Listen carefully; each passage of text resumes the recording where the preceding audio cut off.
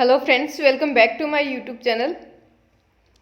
काफ़ी लोगों ने जो है कमेंट किया मुझे, मैम कब आएगी एग्ज़ाम की डेट, आगे शिफ्ट हो रही है क्या, कॉमर्शियल असिस्टेंट की डेट शिफ्ट हो गई है क्या, मैम एग्ज़ाम की डेट आएगी या नहीं आएगी, जेईएन इलेक्ट्रिकल का एग्ज़ाम होगा या नहीं होगा, हमें फ्रस्ट्रेशन हो रहा है, किस तरह से तैयारी करें या बाकी एग्ज़ाम्स की तैयारी करें, इसके चक्कर में बाकी एग्ज़ाम्स भी जो है रह गए हैं हमारे।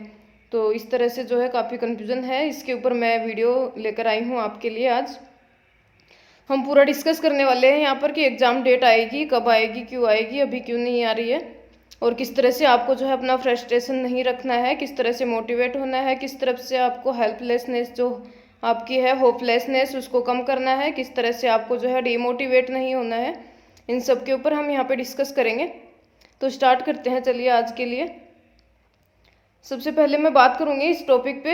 जो क्वेश्चन डाला था मैंने, Bode plot is applicable to which network, तो बॉडे प्लॉट अप्लीकेबल कौन से नेटवर्क पे होता है, उसमें थे non minimum phase, all phase and all of the above. तो जो बॉडे प्लॉट जो होता है उसकी कंस्ट्रक्शन हम तीनों के लिए कर सकते हैं। बॉडे प्लॉट की मिनिमम फेज के लिए भी, नॉन मिनिमम के लिए भी और ऑल फेज के लिए भी। मिनिमम क्या होता है, जिसके अंदर सारे के सारे number of poles and zero left half में होते हैं एस प्लेन के। नॉन मिनिमम के अंदर क्या होता है, एक जीरो जो होता है वो राइट हाफ में हो जाता है। और ऑल फेज के अंदर क्या होता है कि number of zero and poles in right hand side और लेफ्ट हैंड साइड में इक्वल होते हैं। तो तीनों के अंदर हम बॉडे प्लॉट कंस्ट्रक्ट कर सकते हैं। लेकिन सूटेबल प्लॉट जो होता है बॉडे प्लॉट, वो सिर्फ मिनिमम फेज सिस्टम के लिए होता है, क्योंकि ऑल फेज सिस्टम और नॉन मिनिमम फेज सिस्टम के अंदर फेज प्लॉट और मैग्नीट्यूड प्लॉट जो होते हैं उन दोनों के अंदर यूनिक रिलेशनशिप नहीं होता। तो इस वजह से सूटेबल जो है बॉडे प्लॉट वो मिनिमम फेज सिस्टम के लिए है। नॉन मिनिमम फेज सिस्टम के लिए नेक्विस्ट प्लॉट सूटेबल है। नेक्विस्ट प्लॉट जो है मिनिमम फेज और नॉन मिनिमम दोनों के लिए सूटेबल है। तो ये डाउट आपका यहाँ पे क्लियर हो गया, जिसको भी डाउट था। एक हमारा था कि हम जो पर यूनिट वैल्यू लेते हैं इम्पिडेंस की, वो हाई होती है, उसका मैन एडवांटेज क्या है या ओनली एडवांटेज क्या है ट्रांसफॉर्मर में। तो उसके अंदर काफ़ी लोगों ने जो उसका आंसर दिया है कि वोल्टेज रेगुलेशन इंप्रूव होता है। लेकिन वोल्टेज रेगुलेशन जो होता है हमारा ट्रांसफॉर्मर में, वो क्या होता है, जेड पर यूनिट करके। तो जेड पर यूनिट करके होता है। वोल्टेज रेगुलेशन हमेशा जो है मिनिमम होना चाहिए। इंप्रूव का मतलब क्या होता है, जितना मिनिमम हो उतना ही हमारा इंप्रूवमेंट होता है वोल्टेज रेगुलेशन में। वोल्टेज रेगुलेशन हाई नहीं होना चाहिए। वोल्टेज रेगुलेशन क्या है, change in the output voltage होता है नो लोड और फुल लोड के अंदर, ठीक है। तो हमारा जो चेंज है वो बिल्कुल मिनिमम होना चाहिए। तो इसलिए वोल्टेज रेगुलेशन की वैल्यू जो है वो एकदम मिनिमम होनी चाहिए, जीरो के आसपास होनी चाहिए, तो हमारा सबसे बेस्ट माना जाता है। तो अगर वोल्टेज रेगुलेशन को इम्प्रूव करना है तो जेड पर यूनिट की वैल्यू जो है रिड्यूस करनी पड़ेगी। तो high value of per unit impedance की वैल्यू से ना हमारा जो वोल्टेज रेगुलेशन जो है इम्प्रूव नहीं होता। तो आप ये जो है अपना थोड़ा सा कॉन्सेप्ट क्लियर करें यहाँ पे। इसमें था हमारा कि जो फॉल्ट लेवल जो होता है वो हमारा रिड्यूस हो जाता है, क्योंकि फॉल्ट लेवल जो निकालते हैं हम सिमेट्रिकल में, वो 1/जेड पर यूनिट करके इस तरह से निकालते हैं, जेड एफ करके। तो high value of per unit impedance किसके लिए यूजफुल होती है, फॉल्ट लेवल के लिए। फॉल्ट लेवल जो होता है मिनिमम हो जाता है। अब बात करते हैं हम आपके कि एग्ज़ाम डेट क्यों नहीं आ रही है, कब आएगी, या एग्ज़ाम होगा या नहीं होगा। तो ये माइंड से निकाल दीजिए कि एग्ज़ाम नहीं होगा, क्योंकि एग्ज़ाम ज़रूर होगा जब तक सारे एग्ज़ाम्स जिनकी डेट अभी तक निकली हुई है, जैसे जूनियर असिस्टेंट, कॉमर्शियल असिस्टेंट या बाकी एग्ज़ाम्स जिनकी भी डेट निकली हुई है, वो एग्ज़ाम जिस दिन ख़त्म हो जाएंगे या हो जाएंगे उससे जस्ट पहले या उसके आसपास आपकी जो है जेईएन इलेक्ट्रिकल की डेट आ जाएगी। ऐसा नहीं है कि जेईएन इलेक्ट्रिकल का एग्ज़ाम नहीं होगा या इस साल नहीं होगा, दिसंबर से पहले पहले इसका एग्ज़ाम हो जाना चाहिए। क्योंकि जैसे ही आप हर बार देखिए एग्ज़ाम की डेट जब आती है, इससे पहले जो भी डेट निकली हुई होती है उनका एग्ज़ाम करा लेंगे, तभी तो सेंटर उनको मिल जाएंगे। तो अगर जो पहले उन्होंने प्लानिंग कर रखी है उन एग्ज़ाम को ऑर्गेनाइज कराएंगे, उसके बाद ही तो दूसरे एग्ज़ाम की प्लानिंग करेंगे। तो अभी जैसे शिफ्ट हो गई है, क्योंकि इस मंथ में एग्ज़ाम है अक्टूबर में, तो नवंबर में कॉमर्शियल असिस्टेंट की डेट शिफ्ट कर दी गई है। अगर वहाँ पे डेट एग्ज़ाम हो जाती है तो आपके नवंबर में डेट आ जाएगी इसकी जेईएन इलेक्ट्रिकल की। तो आप बिल्कुल अपने माइंड से ये क्लियर कर लीजिए कि जेईएन इलेक्ट्रिकल का एग्ज़ाम नहीं होगा। काफ़ी लोगों ने ऐसे वीडियो बनाते हैं कि क्या होगा, अब नुकसान हो गया विद्यार्थियों का, बच्चों की पढ़ाई ख़राब हो गई, जेईएन इलेक्ट्रिकल का एग्ज़ाम नहीं होगा। इस तरह का जो है डिमोटिवेशनल टाइप के वीडियो जो है वो मत देखिए आप, क्योंकि इससे आपका जो है होपलेसनेस वो बढ़ जाता है बहुत ज़्यादा, और आप जो है उसको रिड्यूस कीजिए। इस तरह के वीडियोस देखने से आपको कोई बेनिफिट नहीं होने वाला है। और जो वीडियो बनाते हैं उससे भी मैं कहना चाहूँगी उन लोगों से कि बच्चों को डिमोटिवेट ना करें इस तरह से, जो भी पढ़ने वाले लोग हैं। क्योंकि काफ़ी लोग जो है बहुत ही सालों से एक एग्ज़ाम के लिए मेहनत करते हुए आते हैं इस तरह की कि कब वैकेंसी निकलेगी और कब हम एग्ज़ाम लिखेंगे इसका। क्योंकि उनके पास भी जो है ऑप्शंस जो है टाइम के साथ जो रिड्यूस होते जाते हैं। तो इस तरह से आप जो है थोड़े मोटिवेट कीजिए स्टूडेंट्स को, मोटिवेशनल वीडियो बनाए तो सबके लिए बेनिफिशियल है। तो इस तरह से जो है आप भी जो भी स्टूडेंट्स हैं या जो भी एग्ज़ाम्स की प्रिपरेशन कर रहे हैं वो इस चीज़ को ध्यान में रखें कि हमें इस तरह के वीडियोस पे फोकस नहीं करना है, डिमोटिवेट नहीं होना है।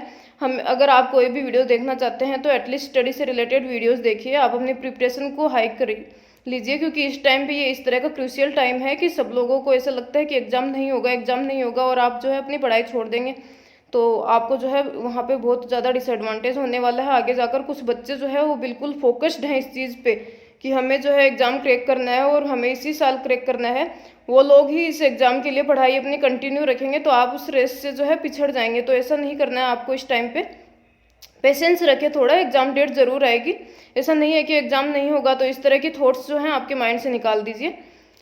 किसी एक ने कमेंट किया था पॉजिटिव टुडे, आपका तो नाम भी पॉजिटिव रख रखा है, तो आप जो है डिमोटिवेट क्यों हो रहे हैं? मैम बहुत ज़्यादा फ्रस्ट्रेशन आ रहा है इन दिनों, क्या एक एक दिन मुश्किल से कट रहा है, अच्छी तैयारी लगातार कर रहे हैं लेकिन एक डर है अगर इसमें सिलेक्शन नहीं हुआ तो टाइम ख़राब हो जाएगा। देखिए ऐसा नहीं सोचना है हमें कि सिलेक्शन नहीं हुआ तो क्या होगा, क्योंकि अगर हमारी साइकोलॉजी इस टाइप की होती है, हम एक चीज़ के बारे में सोचेंगे कि ये नहीं होगा नहीं होगा तो एक चांसेस हो जाते हैं कि वो नहीं होगा, क्योंकि हमारा दिमाग हमसे वो करवा देता है। तो हमें हमेशा ये दिमाग में रखना है कि हमारा सिलेक्शन होगा तो तैयारी अच्छी करेंगे हम तो हमारा सिलेक्शन जो है ज़रूर होगा। और ऐसा बिल्कुल अपने दिमाग से निकाल देना है कि टाइम वेस्ट हो रहा है मेरा, मैं सिलेक्शन नहीं होगा तो क्या करूँगा, क्योंकि आप अच्छे से पढ़ाई करेंगे, आप इसके लिए फोकस हैं। तो आप अगर मन में ये रखेंगे, दिमाग में ये रखेंगे कि मुझे तो सिलेक्शन लेना ही है, तो आप जो है सिलेक्शन ले भी सकते हैं उसके लिए, क्योंकि एक जो माइंड की आपकी है कैपेसिटी और एक थिंकिंग आपकी किस तरह की है उसके ऊपर भी डिपेंड करता है। आप अपना जो है पॉजिटिव एनवायरनमेंट बना के रखें अपने माइंड का, इस तरह के नेगेटिव थॉट्स जो है अपने दिमाग में नहीं आने दें। और आपने जो बताया कि एन के अंदर आपके काफ़ी अच्छे स्कोर किया है आपने, तो इस हिसाब से आपको जेईएन के लिए इतना स्ट्रेस लेने की ज़रूरत नहीं है, क्योंकि इसी तरह से आपने अगर टेक्निकल और नॉन टेक्निकल पार्ट्स जो है, टेक्निकल में काफ़ी अच्छे मार्क्स मिले हैं आपको, तो अगर आप इसी तरह से ये तैयारी कंटिन्यू रखिए आपने और इसका रिवीजन करते रहे तो आपको जो है बहुत ही बेनिफिट होने वाला है इससे। तो आप बिल्कुल जो है अपनी निराशा को त्याग दीजिए यहाँ पे, बिल्कुल आपको फ्रस्ट्रेशन की ज़रूरत नहीं है, क्योंकि आप जितना ज़्यादा फ्रस्ट्रेट होंगे आपकी पढ़ाई के अंदर उतनी रुकावटें आती रहेंगी, डिस्टर्बेंस आपको होता रहेगा। तो इस तरह का माहौल हमें नहीं क्रिएट करना है, हमें अपनी पढ़ाई पे फोकस करते रहना है। इसके अलावा आप अगर आपको ऐसा लगता है कि मैं इसके बजाय कुछ और एग्ज़ाम्स जो हैं उनके ऊपर फोकस करता तो उनकी एग्ज़ाम्स भी हो रही हैं या हो रही होंगी आगे होंगी तो उनके लिए क्या करूँ, क्या उनके लिए पढ़ाई स्टार्ट करूँ। तो अगर आपकी एग्ज़ाम के लिए तैयारी अच्छी है इलेक्ट्रिकल जेईएन के लिए और आपको ये लगता है कि आपने अभी तक अपनी तैयारी बहुत अच्छे से कर ली है तो बाकी एग्ज़ाम्स के लिए भी तैयारी कर सकते हैं, क्योंकि ऐसा नहीं है, काफ़ी स्टूडेंट्स हैं, ये ऑलमोस्ट सभी स्टूडेंट्स ऐसा करते हैं कि एक साल में 3-4 तरह की एग्ज़ाम्स जो है वो लिखते हैं या निकालते हैं, निकाल भी लेते हैं काफ़ी लोग। तो हमें तैयारी करते रहना है हर एग्ज़ाम के लिए, ऐसा नहीं है कि एक ही एग्ज़ाम के भरोसे बैठ के आपको, जिस तरह से पटवारी है वीडियो का एग्ज़ाम निकला हुआ है, इस तरह से भर्ती जो निकली हुई है, नोटिफिकेशंस जिनके आए हुए हैं, या आरएएस का एग्ज़ाम है, इस तरह के एग्ज़ाम्स जो हैं उनके लिए भी प्रिपेयर करते रहना है साथ में। क्योंकि अगर आपको लगता है जेईएन इलेक्ट्रिकल की तैयारी काफ़ी अच्छी है आपकी तो आपको टेंशन लेने की ज़रूरत नहीं है, उसका साइड में रिवीजन करते रहिए, बाकी एग्ज़ाम्स पे भी फोकस कर सकते हैं, इसमें कोई बुरी बात नहीं है और इसके अंदर आपका कोई नुकसान नहीं होने वाला है। क्योंकि हो सकता है इसके अलावा आपका किसी और एग्ज़ाम्स में भी सिलेक्शन हो जाए, क्योंकि एक टाइम होता है जिस टाइम में हमें अपना सिलेक्शन किसी भी एग्ज़ाम में करना होता है, वो मैं काफ़ी अच्छे से समझ सकती हूँ, क्योंकि सारे स्टूडेंट्स जो हैं इसी फेज से निकल के आते हैं। तो आपको जो है हर एक एग्ज़ाम के लिए जो भी आपको लगता है आपको करनी चाहिए वो करनी चाहिए, आपको तैयारी हर एग्ज़ाम के लिए हमें जो है अपना प्रयास करना चाहिए और इस तरह से डिमोटिवेट बिल्कुल नहीं होना है। अगर आपका जेईएन इलेक्ट्रिकल एग्ज़ाम्स में अच्छे मार्क्स नहीं भी आए हैं तो आपको ये बिल्कुल नहीं सोचना है कि जेईएन के एग्ज़ाम में मेरा सिलेक्शन नहीं होगा, क्योंकि ये डिपेंड करता है आपके ऊपर कि आप किस तरह से तैयारी आगे कर रहे हैं, क्योंकि आपको काफ़ी टाइम मिला हुआ है ईएन के बाद में और आप पेपर किस तरह से लिख रहे हैं, अपना माइंड सेट किस तरह का है। ऐसा बिल्कुल नहीं है, कुछ बच्चे ऐसे हैं जिनका ईएन में सिलेक्शन हो जाता है लेकिन जेईएन में सिलेक्शन नहीं हो पाता। वो डिपेंड करता है कि आप किस तरह से तैयारी करते हैं, दिमाग किस तरह से लगाते हैं अपना, और पेपर लिखते टाइम आपका माइंड सेट क्या होता है। तो ये बिल्कुल नहीं है कि आप डिमोटिवेट नहीं होना है आपको बिल्कुल भी, क्योंकि काफ़ी बच्चे ऐसे हैं जो राजस्थान जो स्टेट इसकी एग्ज़ाम है एईएन का एग्ज़ाम क्रैक नहीं कर पाते हैं, जेईएन का एग्ज़ाम क्रैक कर लेते हैं। अगर एईएन का एग्ज़ाम क्रैक नहीं कर पाते हैं लेकिन वो ईएस का एग्ज़ाम क्रैक कर लेते हैं, ईएससी का जो इंजीनियरिंग सर्विसेज होती हैं, तो उसका एग्ज़ाम क्रैक कर लेते हैं, ईएस ऑफिसर बन जाते हैं। तो इस तरह से आपको उनसे जो है अपनी प्रेरणा लेनी चाहिए, डिमोटिवेट नहीं होना चाहिए बिल्कुल भी। तो यही कहना चाहूँगी मैं आप लोगों के लिए, जिनको भी फ्रस्ट्रेशन है या जो भी बिल्कुल आपकी होप जो है ख़त्म होने जा रही है, तो बिल्कुल आप जो है ऐसा ना करें, अपनी होप को जगाएं वापस। सारे एग्ज़ाम्स की प्रिपरेशन करते रहें, साइड में जेईएन का भी रिवाइज करते रहें, क्योंकि इतना ज़्यादा सिलेबस नहीं है। जिस हिसाब से टाइम मिला है 1 साल का, आपका सिलेबस कंप्लीट हो जाना चाहिए कभी कहीं, और आपका रिवीजन भी 2-4 बार हो ही जाना चाहिए।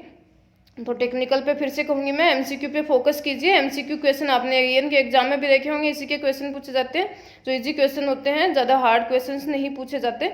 तो इस तरह आप जो है बार बार रिवीजन करते रहें, अपने एमसीक्यूज पे फोकस करें। अगर आपके फंडामेंटल्स क्लियर नहीं है, किसी भी टॉपिक में कोई दिक्कत है, तो आप मुझे बता सकते हैं। किसी भी जैसे मशीन्स है, पावर सिस्टम्स है, इस कंट्रोल सिस्टम, नेटवर्क है, किसी भी टॉपिक में आपको समझ में नहीं आ रहे, फंडामेंटल्स आपके बेसिक्स क्लियर नहीं है, तो मैं उसके ऊपर आपके लिए वीडियो बना सकती हूँ। तो इस तरह आप मुझे बता सकते हैं, सजेशन दे सकते हैं, मैं आपकी बिल्कुल हेल्प कर सकती हूँ इसके अंदर। तो इस तरह से आप जो है अपनी कंटिन्यू रखें तैयारी को। इसके अलावा दूसरा आपको मैं बताना चाहूँगी एक, कि कल के दिन जो है NPTEL पोर्टल जो है हमारा, उसका यूट्यूब पे भी पेज बना हुआ है NPTEL का। उसके ऊपर गेट के लिए जो भी बच्चे प्रिपेयर करना चाहते हैं, गेट या ईएस के लिए, तो उसके लिए उन्होंने गेट पोर्टल लॉन्च किया गया है। ये एक बेनिफिशियल है सबके लिए, इन्फॉर्मेटिव है, इसलिए मैं आपके साथ यहाँ पे शेयर कर रही हूँ। तो अगर आप में से जो बच्चे गेट की प्रिपरेशन कर रहे हैं, या जो नए स्टूडेंट्स हैं जो करना चाहते हैं, या जो बीटेक के स्टूडेंट्स हैं या बीटेक से निकले हैं, तो आप कोचिंग जो है, बहुत सारे लोग कोचिंग ज्वाइन कर लेते हैं और उसके बाद उनको जो है कोई बेनिफिट भी नहीं होता उससे, काफ़ी जो है उसका फीस भी लगता है। और काफ़ी स्टूडेंट्स जो हैं, जो ज़रूरी नहीं है कि हर एक स्टूडेंट जो है फीस भरने के काबिल हो। तो आपको जो है अच्छे से तैयारी करनी है, तो आप वो कोर्स ज्वाइन कर सकते हैं। NPTEL पोर्टल पे जा सकते हैं आप, यूट्यूब पेज पे NPTEL के, वहाँ से देख सकते हैं कि IIT मद्रास के प्रोफेसर्स जो हैं, उन्होंने नया गेट का पोर्टल लॉन्च किया है। वहाँ पे वो गेट के अंदर सारी ब्रांचेज, जो भी मेन ब्रांचेज हैं, जैसे सिविल है, इलेक्ट्रिकल, इलेक्ट्रॉनिक्स, इस तरह की ब्रांचेज जो है, उसका पूरा सिलेबस वहाँ पे करवाने वाले हैं गेट का। तो इस तरह से आप उसकी तैयारी करना चाहते हैं तो वहाँ से कर सकते हैं। जो भी कोचिंग है, उनके झंझट में नहीं फंसने के बजाय उनसे कोचिंग करेंगे या उनसे पढ़ाई करेंगे तो ज़्यादा बेनिफिशियल होगा आप लोगों के लिए। तो आज के लिए इतना ही। अपना कॉन्फिडेंस जो है बूस्ट करते रहें, बिल्कुल भी आपको जो है फ्रस्ट्रेशन लाने की ज़रूरत नहीं है, होपलेसनेस जो है नहीं करना है आपको। बिल्कुल जो है अपना मोटिवेट रहें, बिल्कुल अपना जो है एनर्जी लेवल हाई रखें। जिस भी एग्ज़ाम की तैयारी करना चाहते हैं करें, साइड में एग्ज़ाम की तैयारी करना चाहते हैं करें, 3-4 एग्ज़ाम्स की तैयारी करना चाहते हैं साथ में, सब कर सकते हैं। लेकिन जेईएन इलेक्ट्रिकल का एग्ज़ाम होगा, ज़रूर होगा, और आपको अच्छी तैयारी कर लेनी है ताकि आप अपना सिलेक्शन उसमें बना सकें। Thank you so much and have a nice day.